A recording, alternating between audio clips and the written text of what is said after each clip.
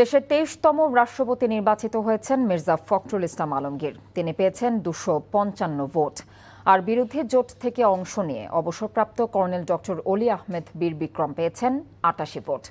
নবনির্বাচিত রাষ্ট্রপতিকে অভিনন্দন জানিয়েছেন ভারপ্রাপ্ত রাষ্ট্রপতি হাফিজউদ্দিন আহমেদ এবং প্রধানমন্ত্রী তারেক রহমান। শুভকামনা জানিয়েছেন বিরোধী দলীয় নেতা ডাক্তার শফিকুর রহমান।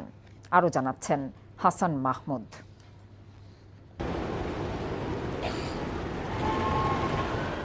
লাল গোলাপের সুবাস চড়ানো, হৃদয়ের অলিন্দ আলোকিত করা আবেগঘন এই অভিনন্দন দেশের নতুন ইতিহাসের এক অনন্য পোস্টার। একজন মির্জা ফখরুল ইসলাম আলমগীর, আর তার পেছনে দীর্ঘ ঘাত প্রতিঘাত ও চড়াই উতরাইয়ের শেষে অনবদ্য এক আলোয় হয়ে উঠলেন মহামান্য। রাষ্ট্রপতি নির্বাচিত হয়ে সিক্ত হলেন অভিনন্দনের জোয়ারে। রাষ্ট্রপতি নির্বাচনকে ঘিরে নির্বাচিত জনপ্রতিনিধিদের উপস্থিতিতে সকাল থেকেই সরগরম ছিল জাতীয় সংসদ ভবন। প্রধান নির্বাচন কমিশনার ও নির্বাচনের প্রধান কর্তা এএমএম নাসিরউদ্দিনের সভাপতিত্বে শুরু হয় নির্বাচন।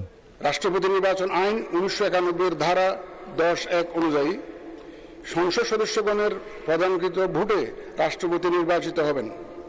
ব্যালট পেপার সরবরাহের পর প্রথম ভোট দেন ভারপ্রাপ্ত রাষ্ট্রপতি ও ভারপ্রাপ্ত স্পিকার।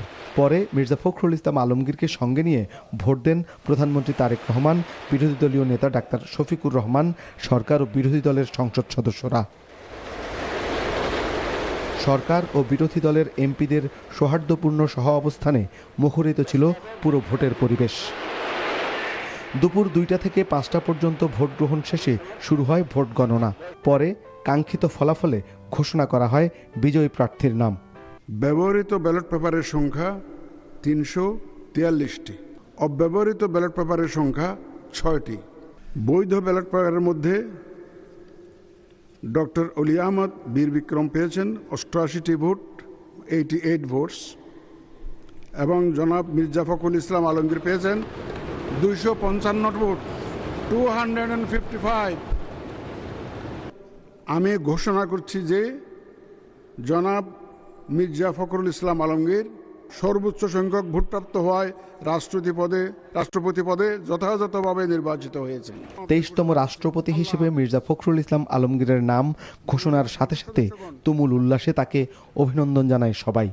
অভিনন্দনের জবাবে কৃতজ্ঞতা প্রকাশ করেন মির্জা ফখরুল ইসলাম আলমগীর।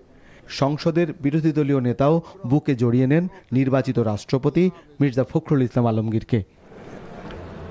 সরকার ও বিরোধী দলের মধ্যে এক সৌহার্দ্যপূর্ণ পরিবেশ সৃষ্টি হয় পুরো সংসদ ভবনে। দীর্ঘ ৩৫ বছর পর দেশে দ্বিতীয়বারের মতো অনুষ্ঠিত হলো রাষ্ট্রপতি নির্বাচন, যাতে ২৩তম রাষ্ট্রপতি হিসেবে নির্বাচিত হয়েছেন মির্জা ফখরুল ইসলাম আলমগীর। জুলাই গণঅভ্যুত্থান পরবর্তী সময়ে দেশের সাংবিধানিক দায়িত্ব পালনের পাশাপাশি তার সামনে রয়েছে নানা গুরুত্বপূর্ণ চ্যালেঞ্জও। সেই সব চ্যালেঞ্জ নিয়েই সামনে এগিয়ে যাবেন রাষ্ট্রপতি। তাই এখন অপেক্ষা রাষ্ট্রপতির শপথ গ্রহণের। হাসান মাহমুদ, এনটিভি নিউজ, জাতীয় সংসদ ভবন, ঢাকা।